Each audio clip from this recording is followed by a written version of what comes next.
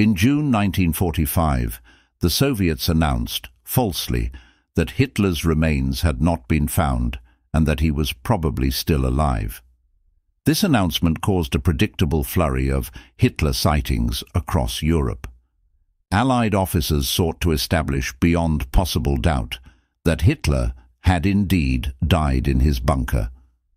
To that end, they interrogated various members of Hitler's personal staff who had been with the dictator in late April 1945.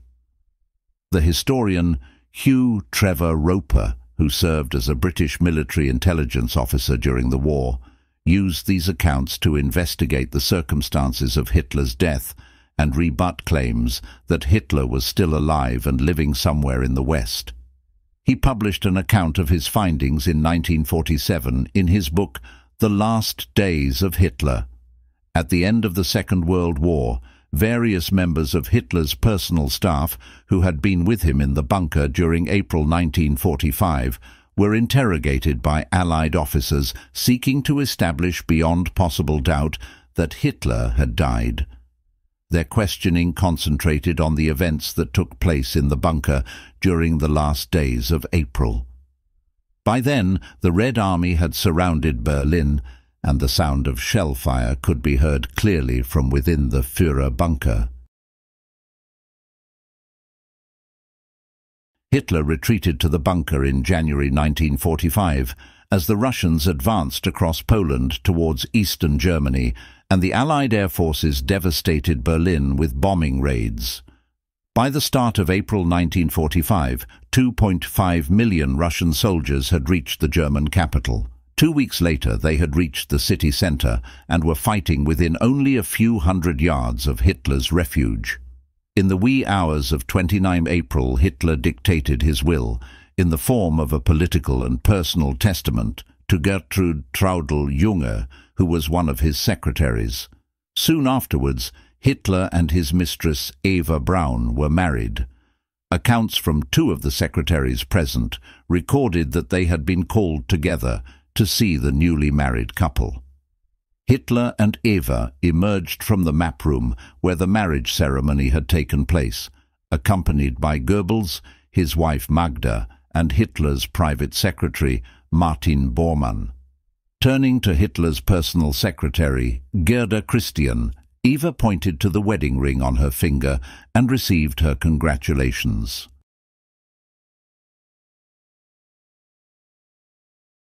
A party followed to celebrate the occasion.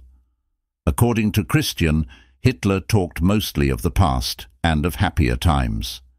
However, he admitted to her that he knew the war was lost. He added that he would never allow himself to be taken prisoner by the Russians, but intended to shoot himself. He confided to Junge that the wedding had been an emotional experience, but that for him, death would only mean a personal redemption of his many worries and of what had been a very difficult life. Christian, who was accustomed to joining Hitler and Eva for certain meals, was invited to the wedding breakfast after the ceremony, but left early, telling Junge that she had been unable to stand the atmosphere of gloom and despondency.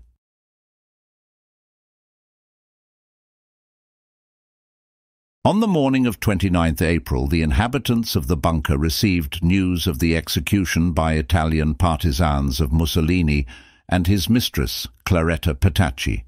One of those interrogated commented that this would have served to reinforce Hitler's determination that neither he nor Eva Braun should face this fate. Hitler ordered his staff to prepare for the end. An eyewitness noted that Hitler's SS bodyguards were destroying his personal papers. Elsewhere, one of the doctors was instructed by Hitler to poison Blondie, his Alsatian dog, and Eva Braun's spaniel. The eyewitnesses also described how in the afternoon of 29th April, Hitler went from room to room, shaking hands with all but his immediate staff, saying a few words of encouragement and thanks to each. By the morning of 30th April, Russian forces had reached the nearby Potsdamer Platz, and the sounds of battle were all around.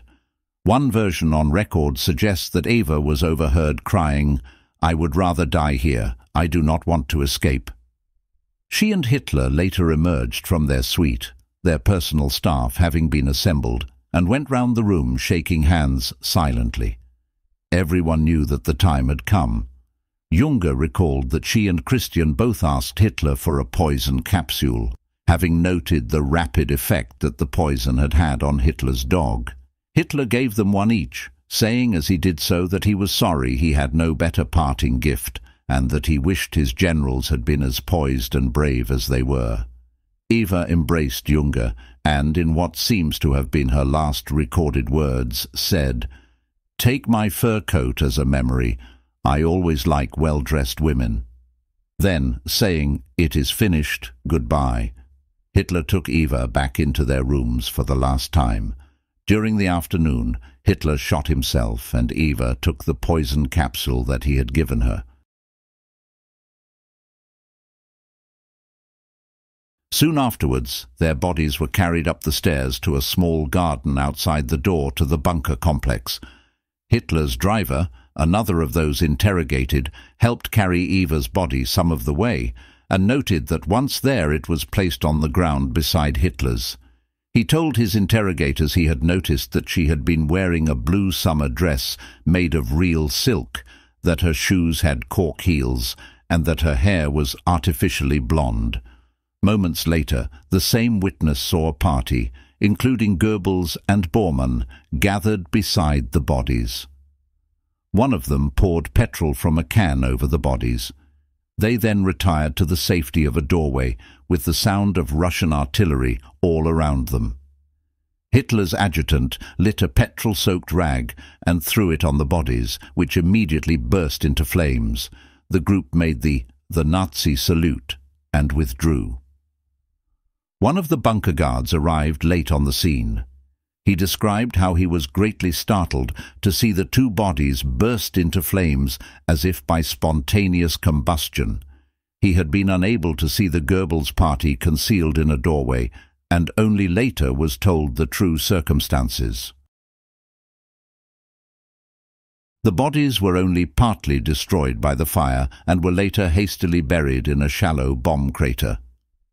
According to Russian reports, the bodies were exhumed by Soviet troops and taken to Magdeburg in East Germany, where Hitler's body was said to have been finally destroyed in April 1970 by the KGB. 2 fragments of the body, a jawbone and skull, were preserved. They were displayed in an exhibition at the Russian Federal Archives in Moscow in April 2000.